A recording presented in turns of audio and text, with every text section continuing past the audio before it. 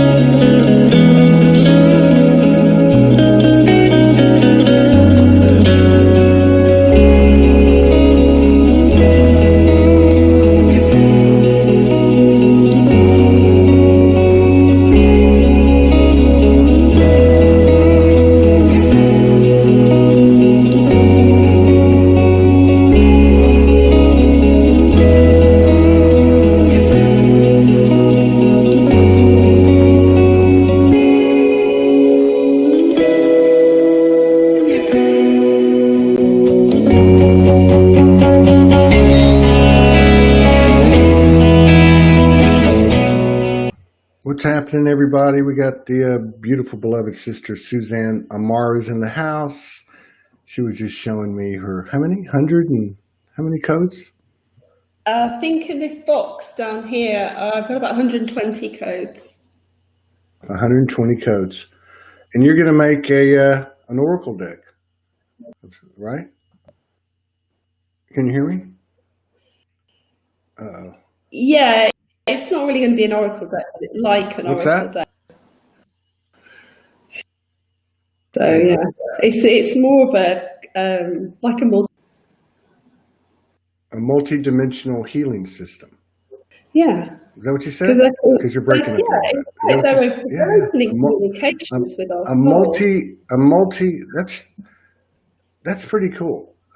Wait, let's talk about that. So can you show us a couple of the cards real quick, just so people have an idea what you're talking about? Yeah. So you've got some of these, haven't you, love? That I've to you, but there's just, let's just randomly pick one like we would if we were doing a little bit of planning. So because I haven't heard multi-dimensional healing cards, I like that. That looks cool. All right, so these are like about half of the codes that I've brought over 18 months, and I've just printed them out, and there's no writing with them or anything. Yeah. So I'm just picking one. So this is a random code. What is that? This is Elohim. Elohim. Okay. Elohim. So this is cool. So you're putting together a deck that is a multi-dimensional healing modality. I mean, is this all coming to you like in real time? Are you like you said there was no words, like, so does each one of them, will they represent like a certain thing? You know what I mean? Yeah, that's kind of what I've come, because obviously when this started I didn't have a clue. I still don't. That's you know what, that's spoken from the humility of a true light worker. someone that's not bullshitting themselves. You know, like I think that's why God chose me, because I was always the last one to get a joke. Well, but I was always the last one. It's like it's like so much comes down, and it's hard not to be pulled into it. We've all been through it, but when you hear somebody says, "Oh, here's what I got. Here's my new deck," or "Here's this," or "Here's that," or "We just did a show in Sedona," and then like you come out of it and you're just like, "But I still don't know anything. I have no clue as to what I'm doing." It's such a moment by moment, stay present kind of thing that's happening. Yeah. There is, there was, when it first started coming through, it was so fast, Todd. My journey. It's been rapid, and it also comes with so much inner work. Like in fact, more inner work than you ever see. anything that's shared here. Behind the scenes, there's just so much. So there are certain kind of frequency bands. So let's say collectives, and certain ideas of perhaps collective consciousness that works, but the predominant kind of filter for me as a human being is with the Diamond Light Collective. So it's not really anything. And it's not really like a modality. It's actually the anti of that, the opposite, because to me, we're so fluid and we like to place labels and structures on everything. But these codes, although they appear structured, are actually almost destructuring the conventions that we've been born with and helping us to touch the fundamental energy that's within our heart, so really our source province. Yeah, well, I mean, just even, like even the name, multidimensional healing, what did you say? Oh, I don't know. I've got a name. But it's, think about naming anything. But, right. But it's like everything is a metaphor for energy, and even our physical stuff that's happening. So for instance, like we're in a quantum field now, like I can imagine, like for instance, I've had people send us stuff and of course show stuff on the show, and there's a wand over here. Let me grab it. So like, I know Shekinah Roses does stuff like this, but this is a wand from our friend Kathleen Haley. It's an activator. And well, I guess what I'm trying to say is I can see where in the future, like somebody comes across your cards and it'd be like getting tased, like each card you pick up, you get the intention and the frequency of its consciousness.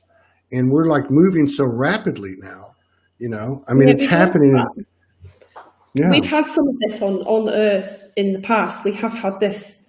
This isn't. I've come away from this idea that everything is new, because I really believe firmly, having walked through different bodies and different dimensional planes, that there is no time. And certainly that's what the collective communicates to me, is we're living in a field which is liquidine, but because of the nature of the vibration and our construct of our brains, we believe that we have this kind of time and we're developing this new technology, but actually it's already been here and we're just rediscovering crystalline technology, certainly. And these are the kinds of technologies where we're using crystals. There's a lot of the codes represent healing chambers, so actual geometries, where we would bring these out of the 0-point field into creation, actually modeling creation. That's a good point. And that's what I was trying to say too, is like, whether it be your cards or an activator, it's like we're materializing these things that are in the morphic field, these things that are in the Akashic field, and that's kind of cool, because that's, if you think about it, that's what we've done. We were consciousness, energy, code, light, and we're all this stuff, right? And we're actually pulling it into a human body. Like that's like prolific. That's like, pretty cool, isn't it? It is cool. I'm digging you can't take life too seriously when you get to this stage, because and it's moving so fast too. The speed of it alone will make you humble. Have you? I know we're going to get into some other stuff, but I want to ask you. I feel, of course, the famous question has always been like, when did you wake up?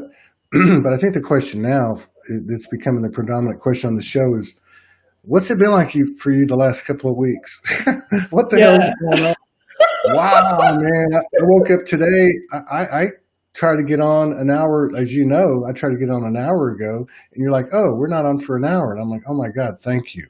I was like, just But last night, was kind of indicative of what's one of the things that's been going on. The lucid dreams are just crazy, amazing, understandable. There's not a lot of thought put into it. I don't have to check in with the energy. What are you trying to tell me? Because I wake up knowing what, for the most part, what the message was or what's happening, and it's carrying over to my consciousness.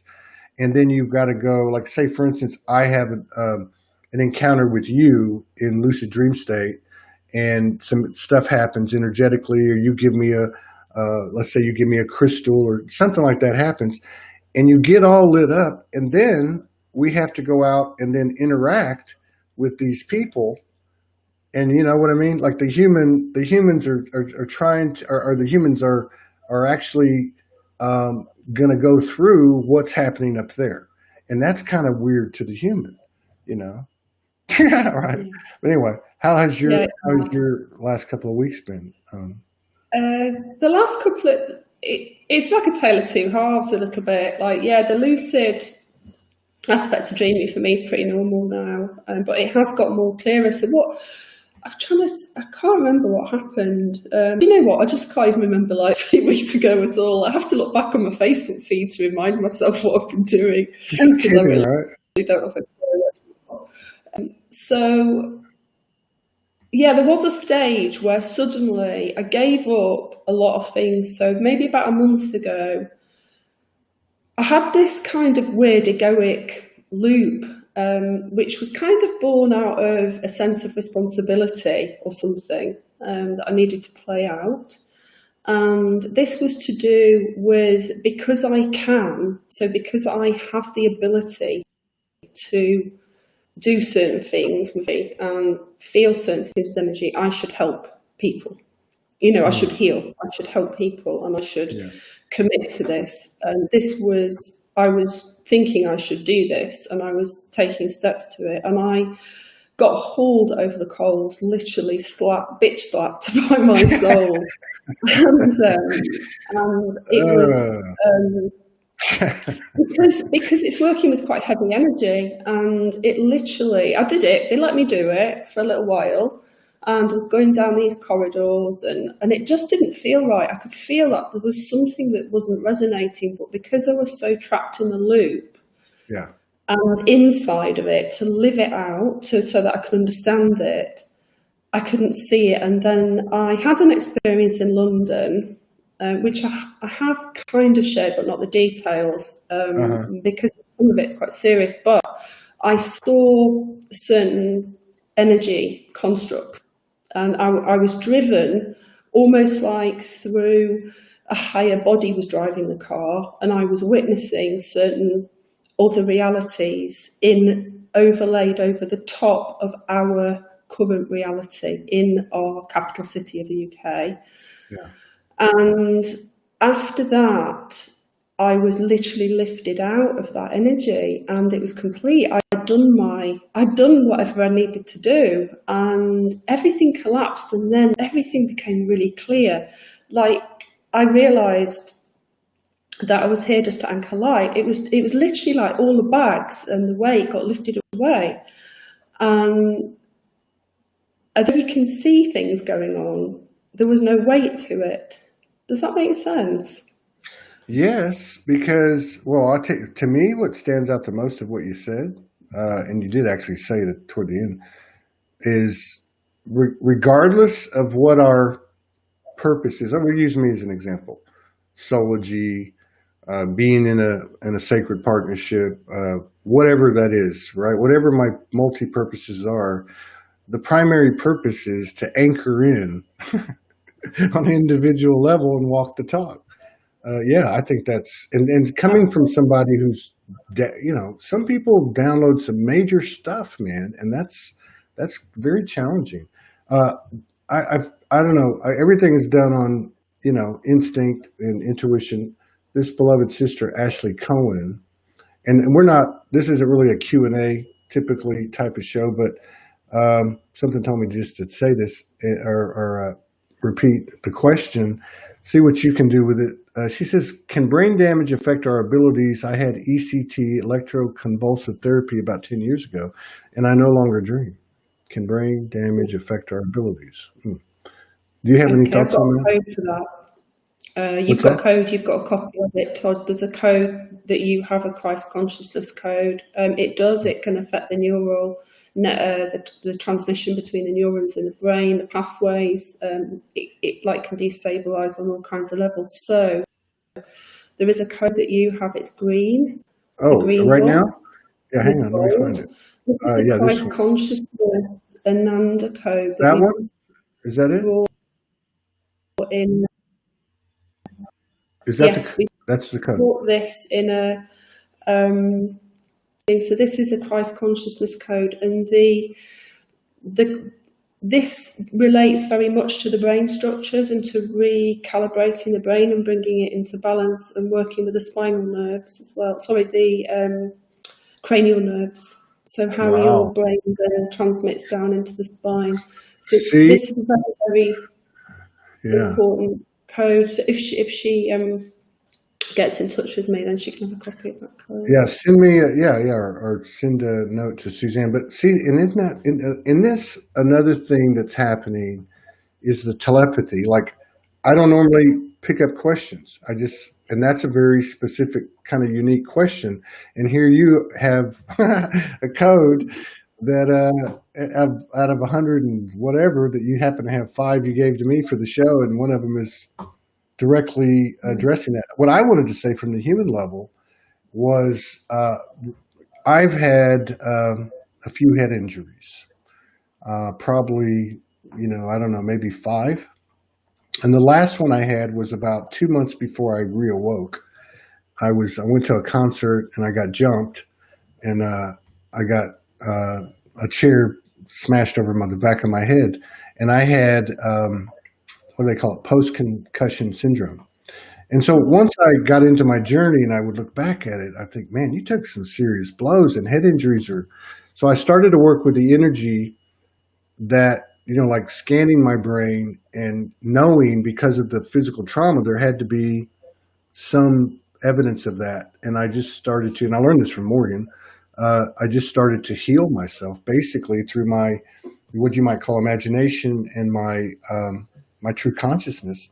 So I guess my answer to that is whatever we are seemingly handicapped with, if that's the right word, we're alchemists, we are magicians. This is part of, and my attitude's always been, if you don't try, how will you know? So I know that might sound kind of. Yeah, I had the same as well.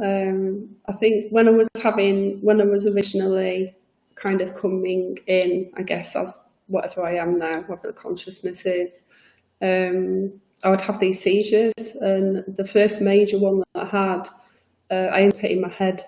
I had a head injury and ability to communicate, to move my body and speak, and they thought I'd had a stroke. I was in hospital, and I could hear, but I could hear everything. So it's hard to explain where you've got no level of consciousness, but you are awake. And it was like being locked in. And after I got over that, for a long time, I lost the ability for 3 months to speak properly. I would forget a lot of things. And even to this day, there's a part behind me. I can't explain it very easily, but it's like it's not there. It's like a hole behind me where I struggle. I get startled easily if someone comes up behind me. Yeah. So head injuries they're not fully understood, because consciousness isn't understood. But from my point of view, what you said is really significant, because you said that I use my imagination to heal myself. Now, from my point of view, because I went through, like most people, like Usui, Reiki, type of traditional healing modalities, where I came out through the interactions I've had with the field, with representations of those and different, different constructions that we model and have these interactions with, is that exactly that we hold that map somewhere of our natural balanced state, and through our imagination and our heart we can reconnect with that. And it doesn't really need a modality or anything kind of special it's more how we relate on an inner level with ourselves. Yeah. And that's something that I think will be an emerging field as we grow. Yeah. We'll move away from modality and more into heart-centered presence. That's true. I mean, if you look at, say, an energy practitioner, and we're talking, I would assume, down the road a little bit. I don't know. But like if you look at a person who's an energy practitioner versus a crystal versus a past life memory, all of them are meant to guide us. They're all part of the remembering, to guide us back to ourselves, because ultimately, I mean, there's no energy practitioners in 5D.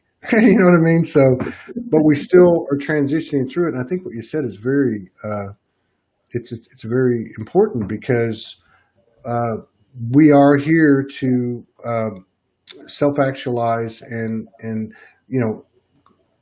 really be our sovereignty, live our sovereignty. And sovereignty is much bigger than the word sovereignty by human terms. It's about self-empowerment, self-healing, and such. But I think, we need the assistance. This show is assistance for me and for others.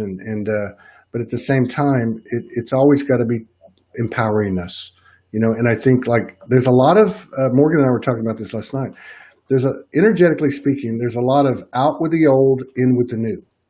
And it's happening like it used to be, like, this month we're going to get rid of this, and we're going to bring in this old but new energy, or old but new capability. Now it's like every day, out with the old, in with the new. And that's why you see people writing stuff about, I'm having to say goodbye to certain people, and it's, there's some grief involved and stuff. But all has to go back to... it's massive.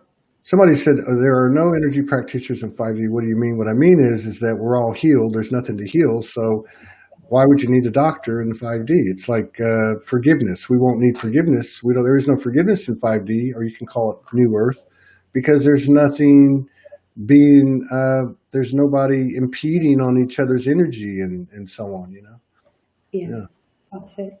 I think I was reading recently this beautiful book called The Children of the Light, These Children of the Light. And it talks a lot about the kind of point of view of different layers of the Essene order. And the thing that really comes across, which aligns with my heart, is the idea that our disturbances on one level or another, whether whatever experience it is, they are lessons for us to learn. And it's only we can embrace what the vibration, what the frequency is, and how that translates into our humanity, that we can collapse the wave. So no matter, say, like, if I had these allergies for years, they've ruled my life. I used to take like a whole packet of antihistamines a day.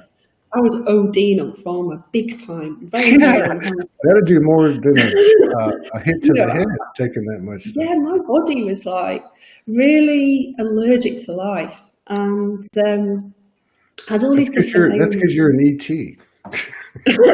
Well, we'll put that as a point, and I'll share something with you about that before we go off there. So anyway, I was on a healing mission. This was about 4 years ago. I was really on this mission to heal myself, and I tried lots of different things. I was on, really very strict with myself, meditating, doing lots of things, different modalities. But I was on this letting go. I'd started to let go, so I wasn't holding on so tightly.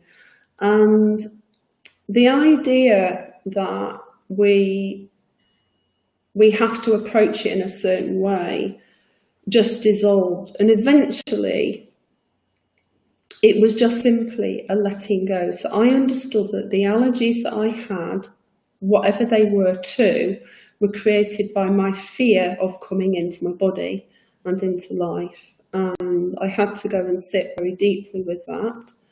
And once I had, over a couple of months, my allergies left me. Yeah. The allergies left. They'd ruled my life for 40 odd years, and they left me, and now I don't have them. I would like to, I'd like to put it out there in some format, like a post or a show.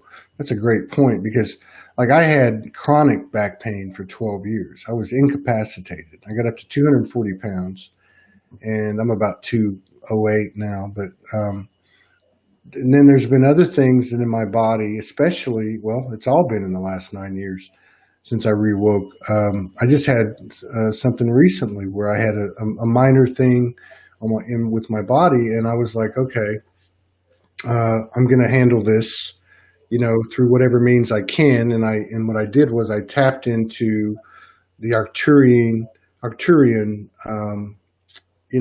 they tend, well, for me anyway, they tend to show up sometimes when there's healing to be done.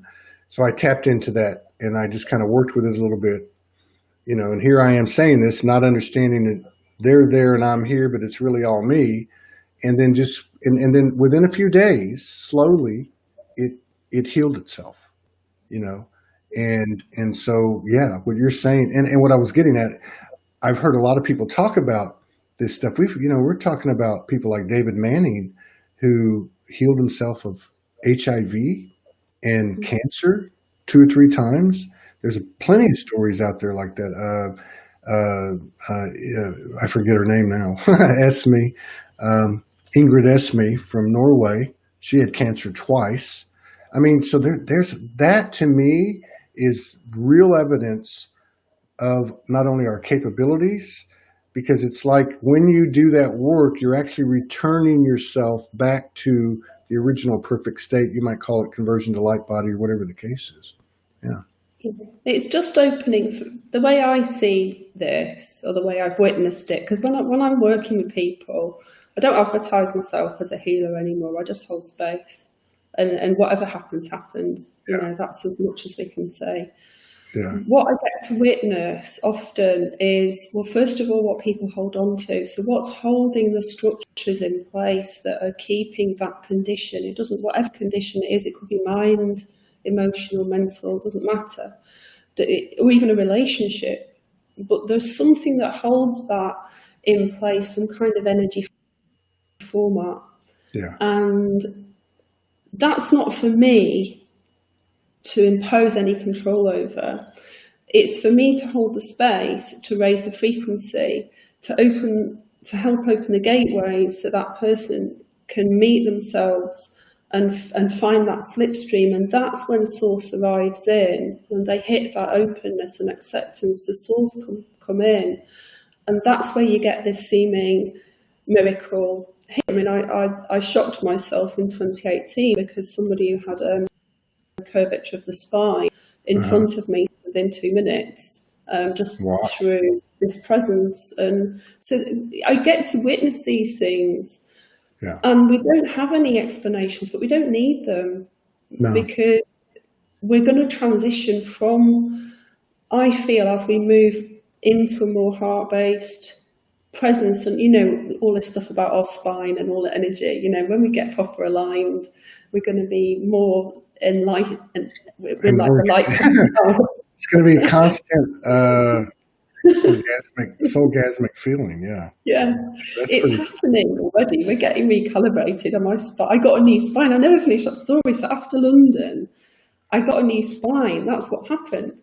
Yeah. So I finished that journey, and I came back and I saw this practitioner. I won't name him. He works kind of underground at night in London. He's very cool person.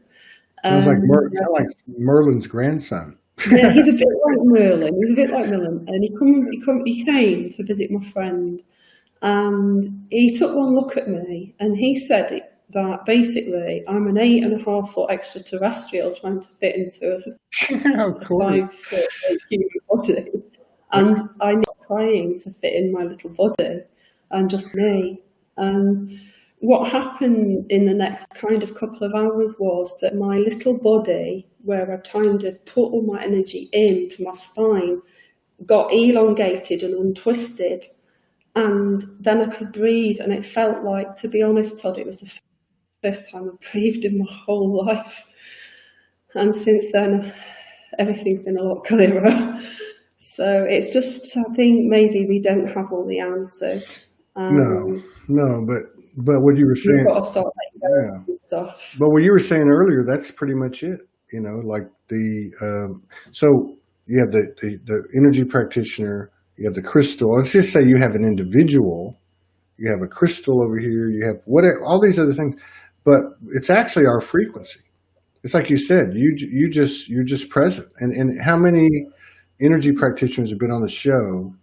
Then we talk about what they do, and they'll say, the first thing I do is I just open my field up all the way, and then I invite the client to open up. And then of course everything is pretty much dictated in terms of the level of alignment based on really both parties' level of belief. That's why another way to prove it easily is the placebo effect, right? Like, you go to the doctor, they give you a placebo and you're healed. Like, who did it? The doctor didn't do it. Right? Yeah, I love that. I think I saw, I can't remember, it might have been Darren Brown. Somebody did a documentary on placebo, and I think Joe Dispenza wrote about it as well. It's fascinating because it's just the power of our belief. It's the power of that energy wherever the focus goes with the heart. If it's heart-based focus, the field, we live in a field of energy. It's liquidine. It's not in a fixed state. It's moving all the time. I spoke today about quantum superposition. There's nothing fixed until we give some attention to it. So it's just our understandings want to fix things, don't they? They want to make. We don't. That's the thing. It's like just breaking down. I know, it's like, so we spend all this time, and we have, and you're again explaining it so well. Even after you wake up, even after your downloads come in and your skills and abilities take off, we still look for external reasoning and rationale and the validity. And so on one hand, it's like really complicated because there's all this stuff out there to choose from in your external experience, be it a thought of what you think of yourself or, an event or a practitioner or a religion. But it's not complicated. It's actually very, very simple, and it's becoming easier. And that is, all we got to do is keep doing our thing for ourselves, to thine own self be true. Because everything else, it's like the big domino. You knock that one down and all the other dominoes fall down or all fall into alignment. So it's actually a very simple, profound truth. And I think more and more people are doing it. Obviously they are, because we're kicking ass. I've had all kinds of things coming in recently, like crystal skull, not like the crystal skulls that we have, the ones that people like to connect with. These ones are more kind of see-through. You can't necessarily see them with your vision, but you can perceive them with your new feeling sense, the felt sense. And what they kind of light up in coloured dot patterns in a kind of spatial way that communicates directly into your brain.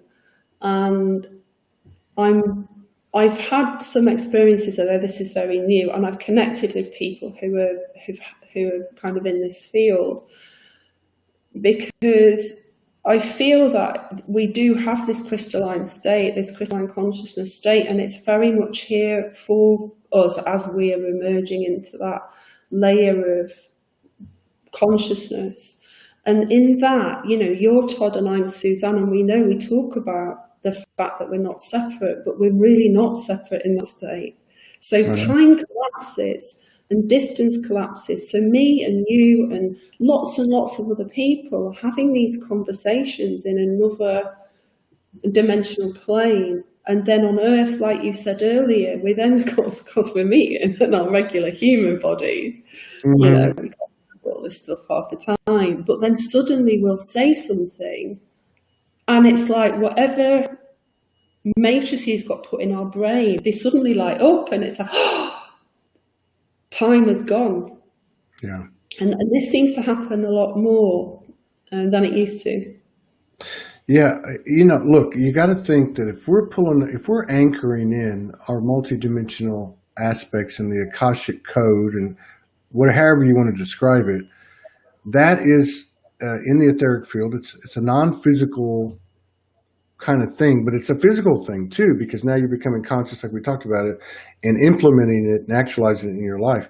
You got to believe that, at least be open to the strong possibility, in my opinion, that we are going to start to go through life as time goes on in what we would refer to as a dimensional state. Dimensional being out there, which we've always kind of felt was separate from this part of us. And I'll give you an example. 3 nights ago, we did our thing, and there was some really powerful channeling coming through Morgan. I was getting, again, I get a lot of mine through feeling and little images or comments. So what happened was I was told to get out of the bed and stand up. And I got out of the bed and I stood up and I could barely keep my balance. And they said, so when I get out of my bed, there's a closet. There's like a long closet in front of me. Now it's dark. and so I got up, and I've had experiences like this before, but not like this. And they said, now look ahead. And I looked, and it was all like there was no wall. It was like stars. There was maybe some lights back there and stuff. And then this like golden white light, which I'd seen it for about 4 times before. Now this is going back over 9 years and for a very short period of time. But this, like somebody had a golden light over my head, a golden white light, and it was illuminating in a dimensional way the room while I'm in my physical body. Now some other stuff went on, some other aspects show up, but my point is, after having that experience, and even before so, the very high probability of the reality that if everything else is transforming and becoming more multidimensional and more dimensional, like our interdimensional experiences and out of bodies and all that, you got to believe that it's being physicalized as well. If we're becoming crystalline, then that changes the scenery, if you know what I mean. So that to me is kind of huge, because it can't just be happening to me. That energy is available, and it's happening to people all over the world. And I think the key is, to your point, is to talk about it. Right? It's so funny. The more we share it, the more, because at the moment, I guess we are in a minority in terms of the human race. But if we can have the courage to share and be embodied and truthful with our experiences, then that's how we actually are creating the new earth, isn't it? Because it's everything that the other end of the polarity is, of course, everything that's going on to curtail free speech and shut us down. So by being present and humble and truthful in our communications and just like doing what you do, Janine, I'm going to start broadcasting. We're all going to start doing this. Even people just talking. Getting the life out, aren't we? Just regular conversations with people.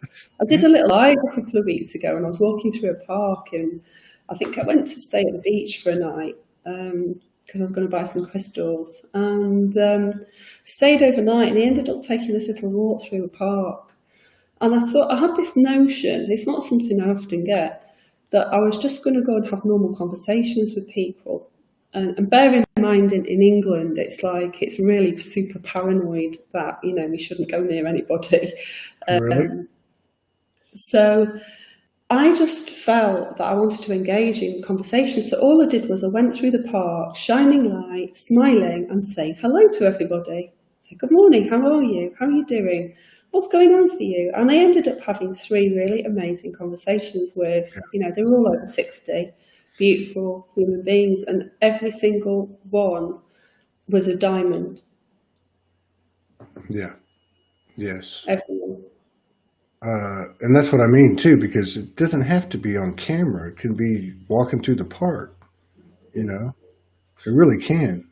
And the other thing too, like you said, I think on if you count the human being, the physicalized human being, we're a minority. But if you count the energetic field, I think we're past 50%. Like, I mean, I think we're really, forcing, accelerating change.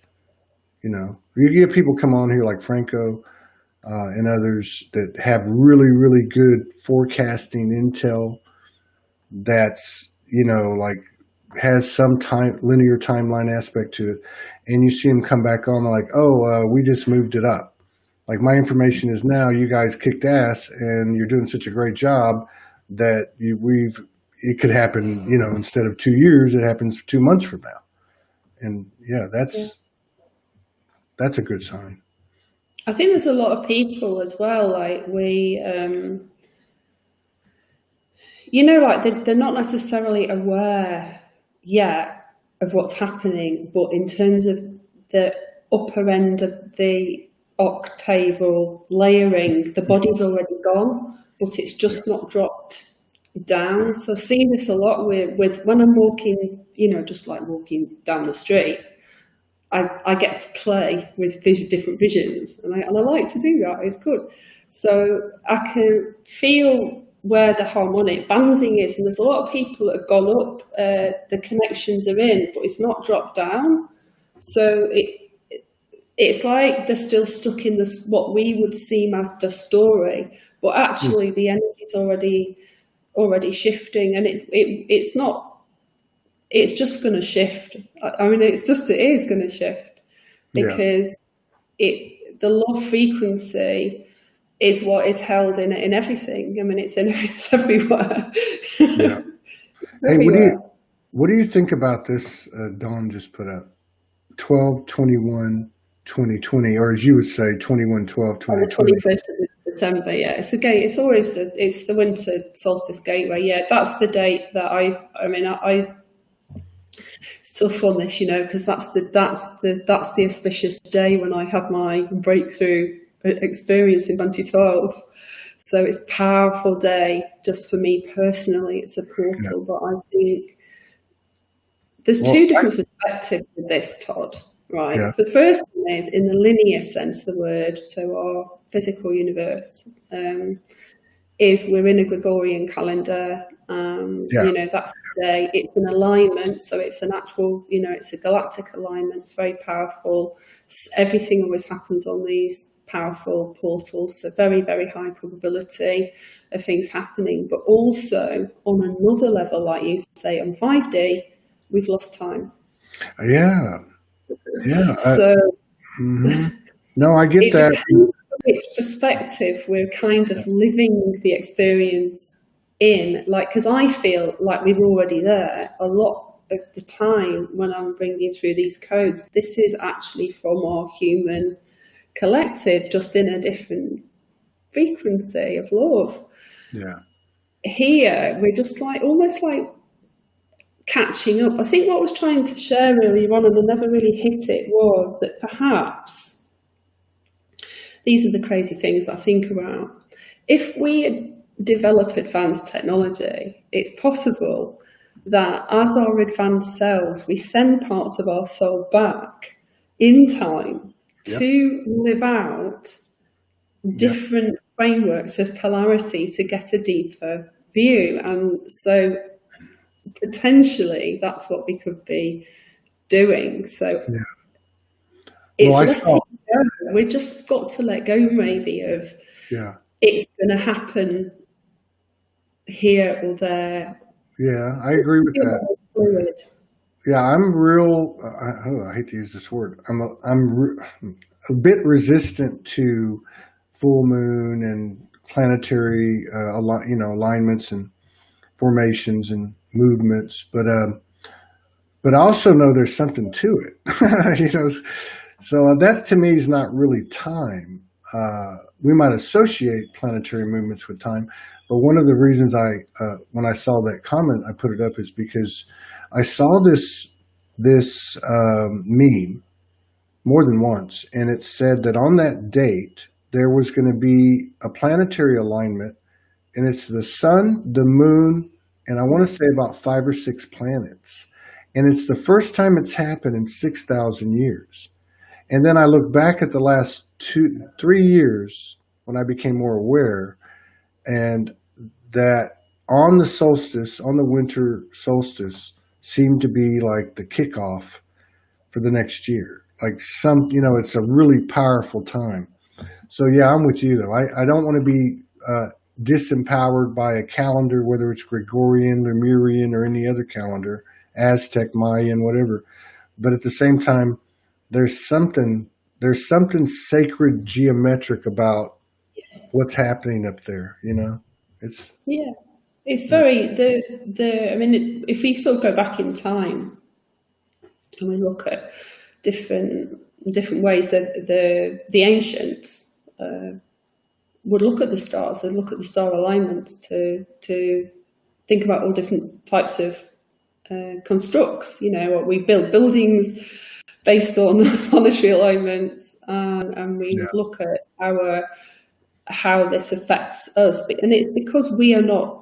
It's the thing about separation. We think the planets are out there. We think the stars are out there. We think that body outside, 100,000 light years away, is that body out there. It's not. It's in here. That's true. It's in every single part of us.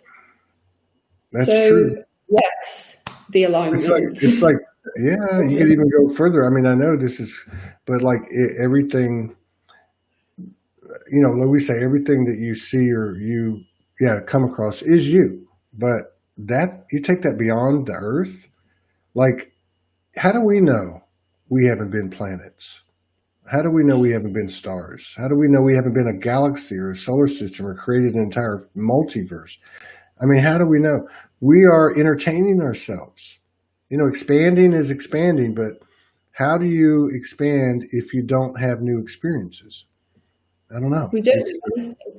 That was one of the, when I had, back in, when I said it was 2012, that walk-in experience, when I had the original walk-in, and I was kind of in a stupor for 3 days, sort of in and out of Earth consciousness.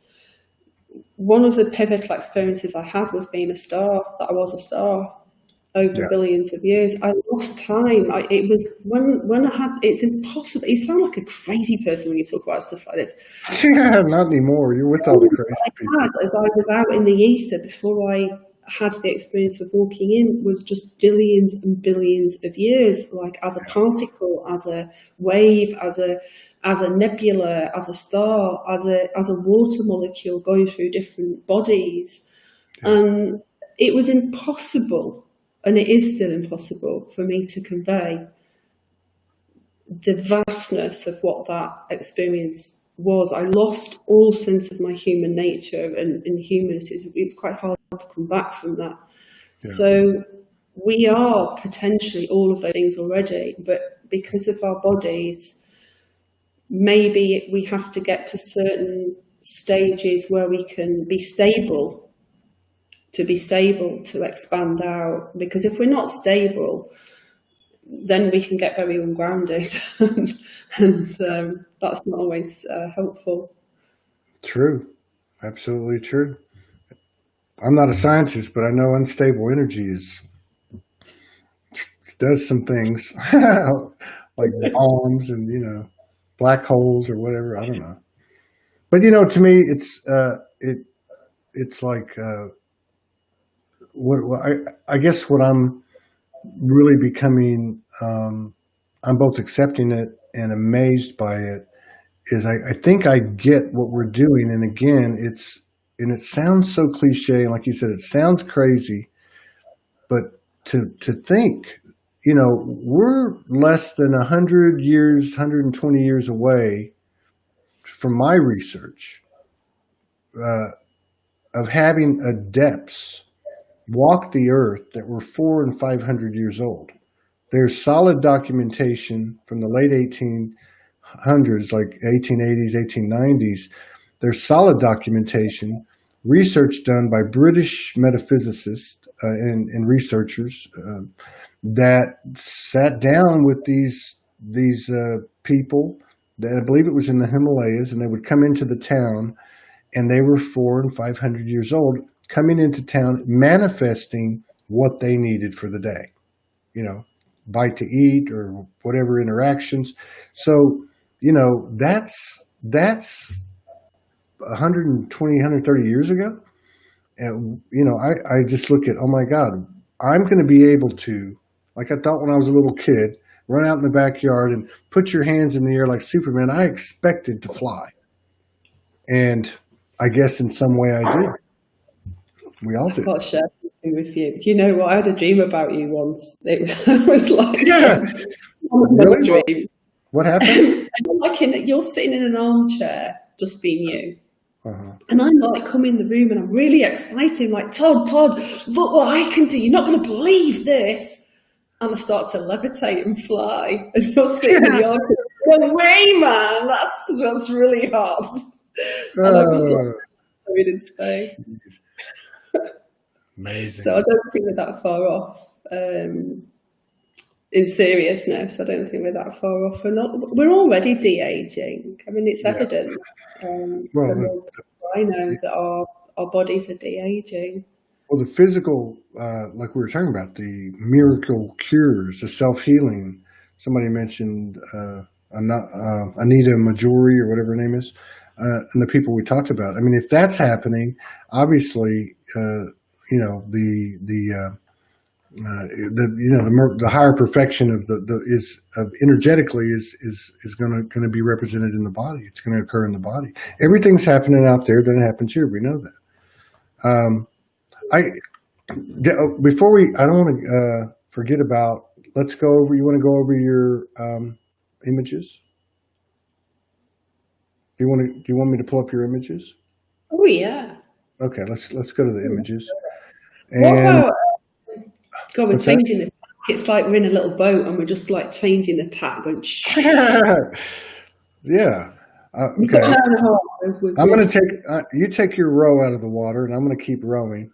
But you can, yeah. This one, I almost want to show this one last. You just go with what you feel. Let's just go with the flow. Okay, let's go back to this one, and you can restate what it is and what it's about. Yeah, this one. So we've got. I have a group roughly about every couple of months, only when I'm called, and I work with 3 collectives. There's the Ananda collective, which represents Christ consciousness, the Andara, which is crystalline consciousness, and the Arcturian consciousness, which we're both familiar with. So they've come together in a kind of collaborative field. We work with this field in a kind of activation model, and I always have these 3 codes. So this one was representing the Christ consciousness code, and it related to a journey where we were working with the Arcturians, and we were lying on a crystal, so literally lying on a crystal bed, which a lot of people are now quite familiar with these types of technologies. And this code literally was like a whirring load of geometries, and it was coming up and down, vertically coming up and down the bed, and like rotating geometries. And so while this looks like a 2D pictorially, it carries an energy of this idea that we can rebalance. It's all about rebalancing. And on this one, this is really helping to reconfigure our brain. So it's balancing the left and the right and bringing the different regions of the brain together, which are required for us to hit a more fluid state of consciousness, so a better communication with our soul connection or our soul essence connection. So lots of people have very deep experiences with this. That's pretty wild, man. I can feel it. I can see it too, because it's actually about what 1, 2, 3, 4, 5, 6, 7, 8. Oh my God, there's like 72 or 144 different sacred geometric shapes in there, because there's shapes within the shapes. But yeah, that's interesting. Let's see, what's this one? This one's interesting. This looks very galactic. Yeah, I'm just moving so you can see me. So this is a solar code. And it's one of a series. I was saying that they tend to come in little groups. So this one is like going to be one of the elemental codes, and this one's a sun code. So it relates to the solar energy that we're receiving. And I don't mean that it's just related to our sun, but through to the central sun. So the source, or the masculine, it's got quite a masculine feel to it as well. So it's an embodiment code. Yeah. Yeah, what a difference too in the two. This one looks to me like, I don't know, it's just it's very clean. It's like it's like I don't know. I don't know. I just see a lot of I don't know. For some reason, I keep seeing violet flame, but it's like a healing code, I guess. Well, we get those, oh gosh, you've just whacked me with the Syrian code. Yeah, right. The other one, that one. So when we think of the sun, we often think of, like the sunlight, but we're receiving these flames. So we are receiving these new frequencies, and some of the ones which are coming are in that very high end of indigo, violet, purple, very, very bright turquoises. They're quite intensive colours, some of them. That's some of that kind of represented in the dragon stuff I did, because it's stronger work.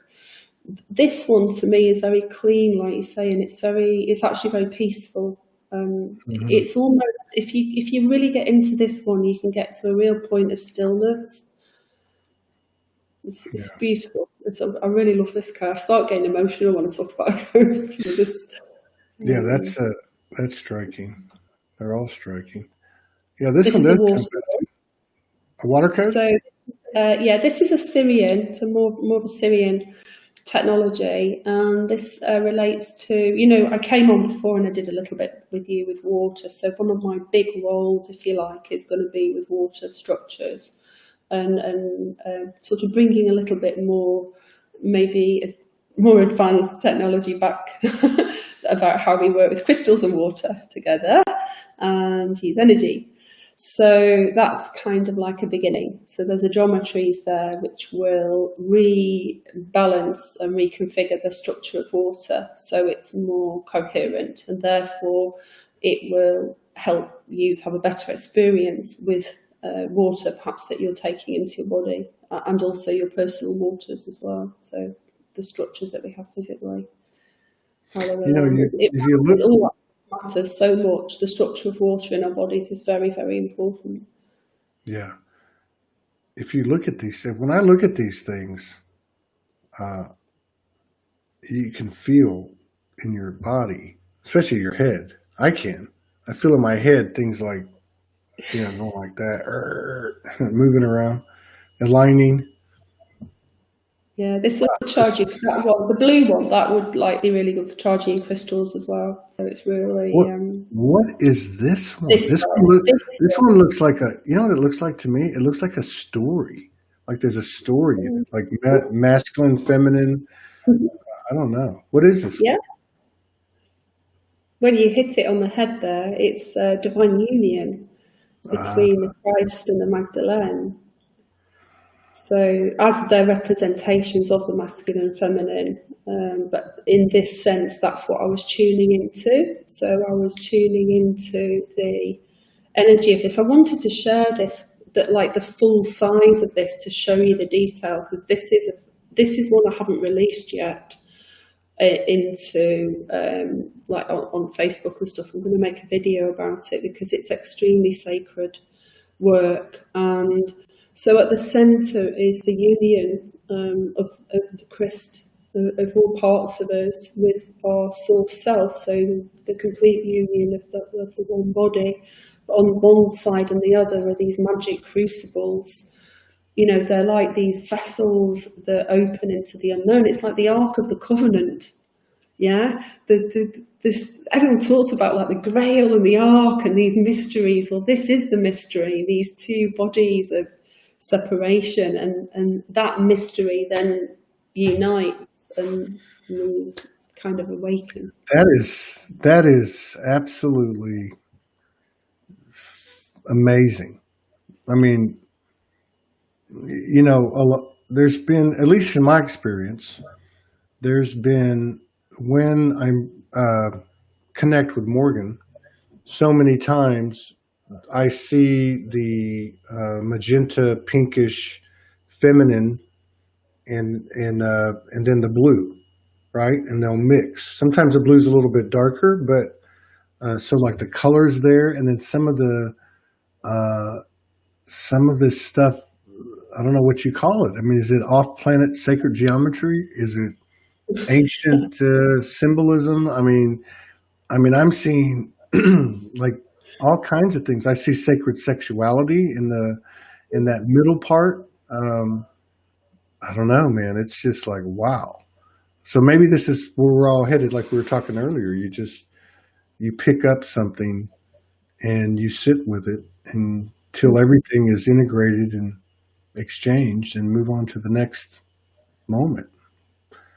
Yeah. We've kind of spoken about this before, because I haven't. I mean, you're having an experience with Morgan, so you're in a sacred relationship, but I don't have a partner. So my experience at the moment, at this period of time, is as an embodiment with whatever we call it, source, God, this essence. I agree, absolutely. That central place for me is that I feel on a daily basis and more frequently that I am in a union with God or Source. And absolutely.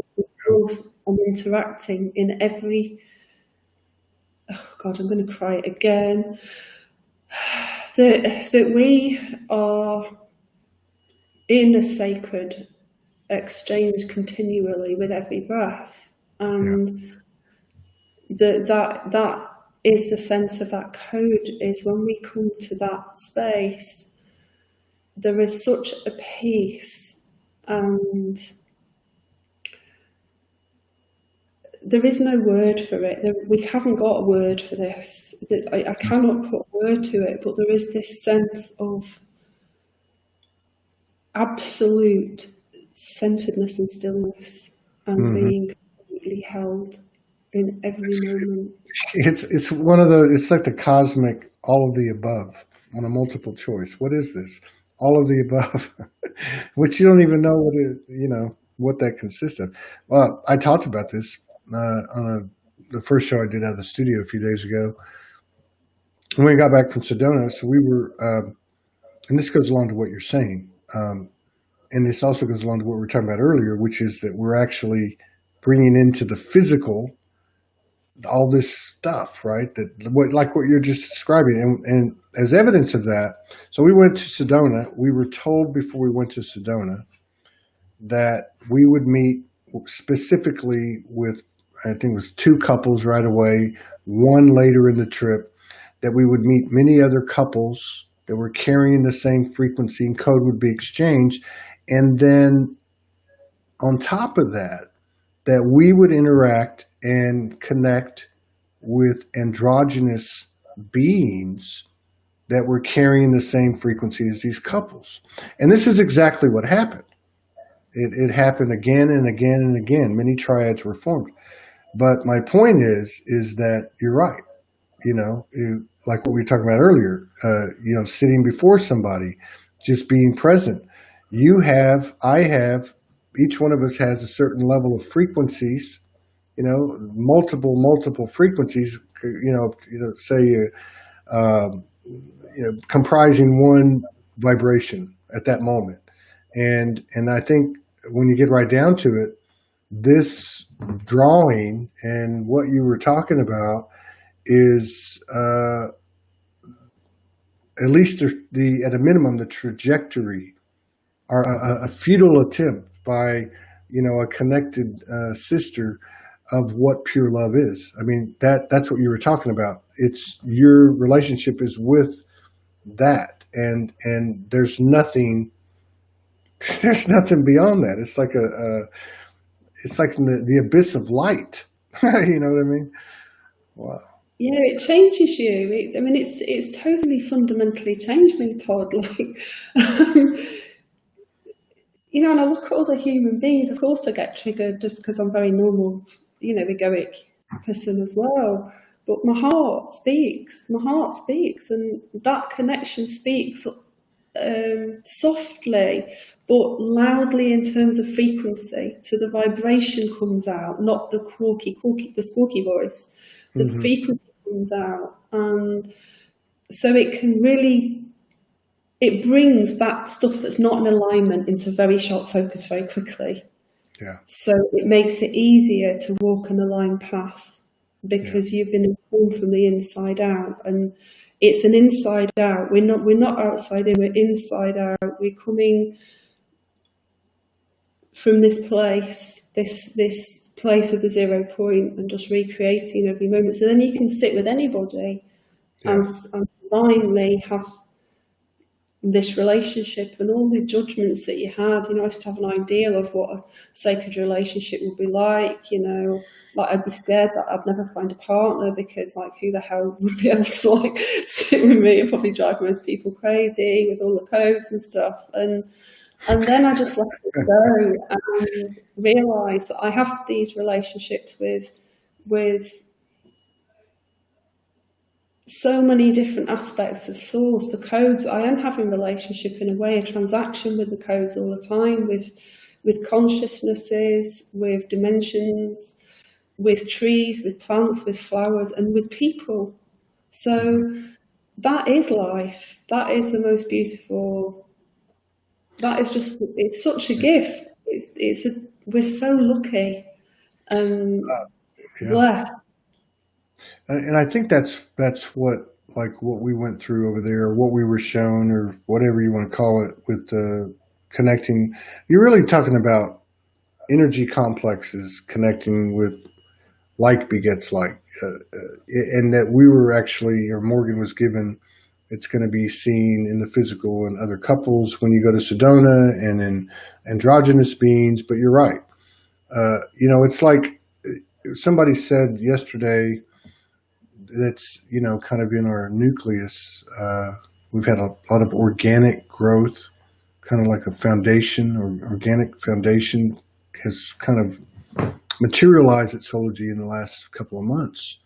People stepping up to say, I just want to do this and I want to do that, and, you know, no agenda, no nothing. They're loving it, whatever. But what I was getting at is somebody said, you know, in regard to a couple of the people, I've never felt like so accepted, like so, you know, I guess not judged, and just to be myself for who I am. And I think that's, for me, at a human level, that's what is happening. Like with when I met Morgan, I'm with somebody who didn't care about anything I'd ever done, you know, anything that I was, my state, you know, my shadow, all that. And I've heard a lot of people talk about that.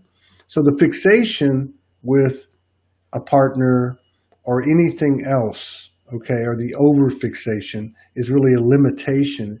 And I think part of what's coming out of this experience is I start to understand it, is that we're looking at literally, you know, we're told this is physically going to happen to other couple, androgynous and so on.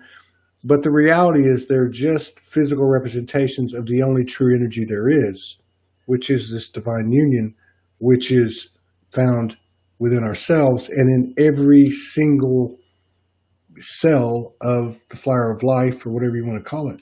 And the fact that we can still limit ourselves even if we're in a divine union, because the reality is I'm starting to get it, and Morgan, is that we can have this same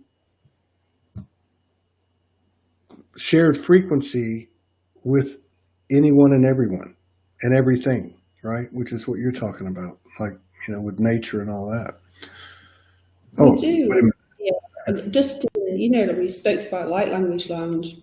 Yeah. When we like gather, so, you know, we have this weekly gathering, and you know, there's consistently at least 30 people in the group, you know, sometimes more. And after everyone's got over their initial, I mean, lots of people are sort of used to it, but when the group settles, you know, when it's always a bit fluttery when you first start, and then the group feels settled, And because of the way the space is held, it feels safe. So people feel safe to kind of put their armour down, put their ego down, put all the things they thought they were going to do down. Yeah. And we work a lot with presence, myself and Damien. The way that we open the space is with presence. And so then people start to trust. And what happens with our fields, even though we're spread out across the world digitally, is there's some higher state happening. And then we start to have telepathy.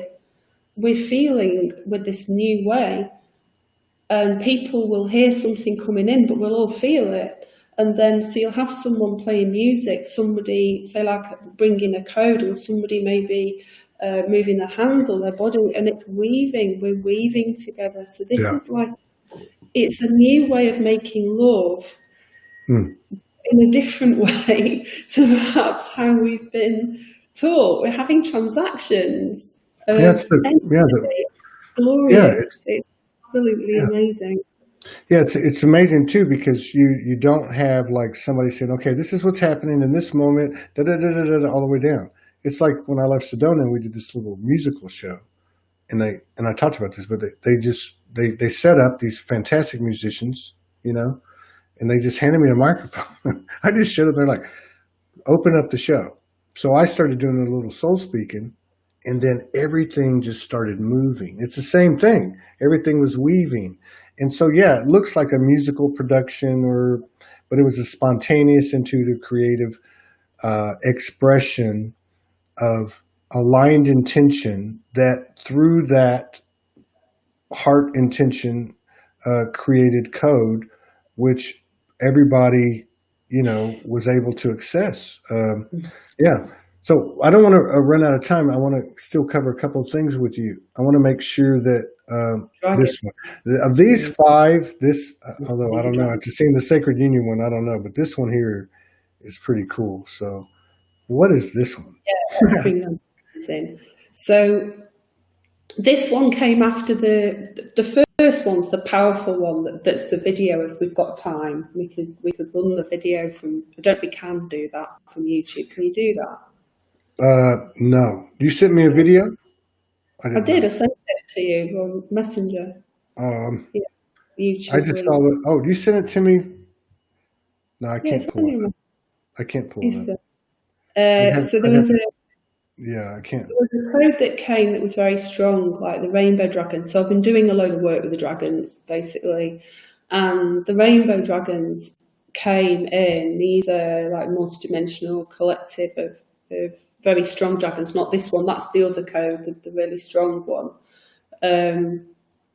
And we work with that in a group. I've got about 50 people in a group working with this dragon energy.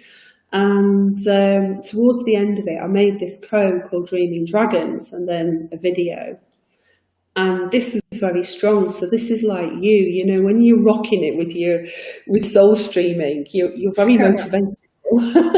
You bring that power energy through. Well, I am discovering that power energy in me, and the rainbow dragons are helping that to come through and get out and really give it out. And this one was off the back end of it. So once that big power inspiration had happened of creativity burst, this was like the fall.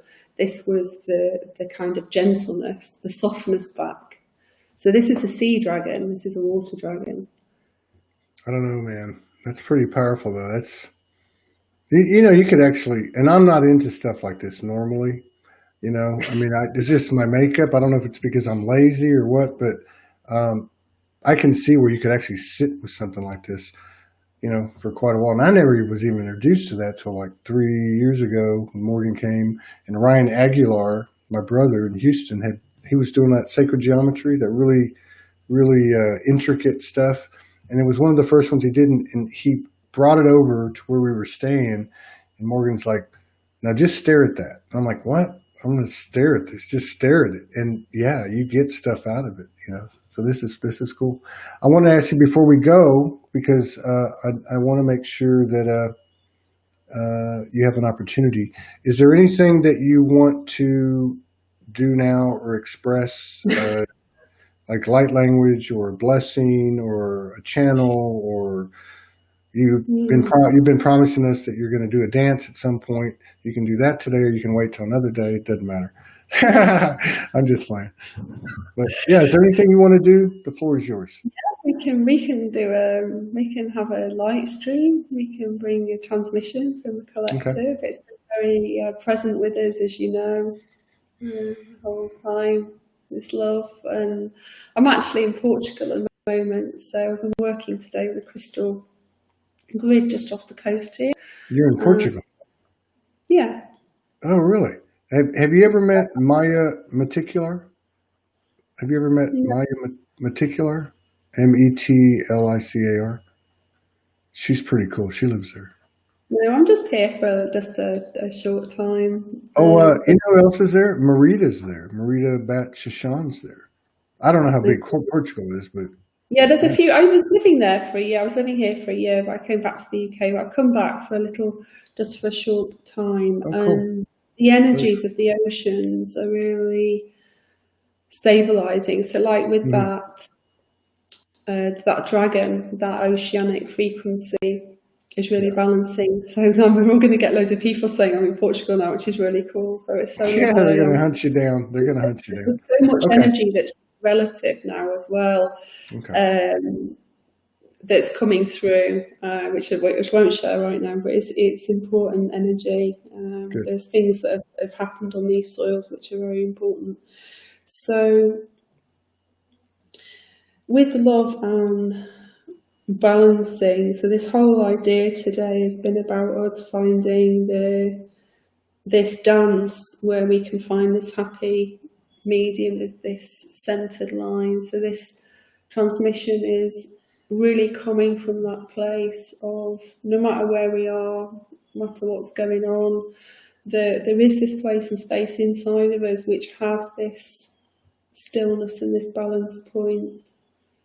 Ushi ano asaha muri kashe kama usuhi ara ando tara agenda inuha mushik bra tara kanduin sahara mukhaldit brachten du ishkta elahan mahit rekta haraheshkti harkat enshkti dara alusukhanda indu astea مخلك يا شخالك برين دا إندو إشكتا أخطي أشنية موكيتيا هات إن أكتان دو إت إن دا أتوتا كتا إل أركالا كتكون أشكتي إلا إلا تا إندو إن تاكا كتونا أهيتو إشكتا إلا أرى أندو إشكتا أن إيوا مرد باشتي تا Dari ikta enakt alak toort estbred en tiet elektiet oceania.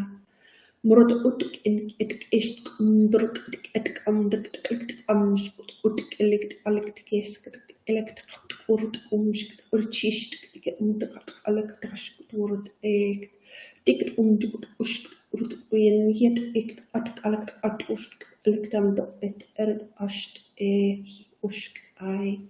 More praha, Dorakta henda arahun eshkia, where's a bit of dragon? Boruto kosha hita rahira, Mohura dara adeta, Bohandar achet uran, Borena shil un alu asaisha. This is like rising the playful, the child, the love, the imagination out, Urihat. Urhua Muhrenda aha shekt post ki koriki saha end ishkun ara Muhan ina hia she ehe wana. So yeah, thank you, God bless you all. So it is. Well, I can't say anything to that. That was a good broad representation of many different voices, I have a feeling. Okay. Love you. Peace out. We'll be back in 30 minutes or so for our second show. All right. Take care. Love you. Bye-bye.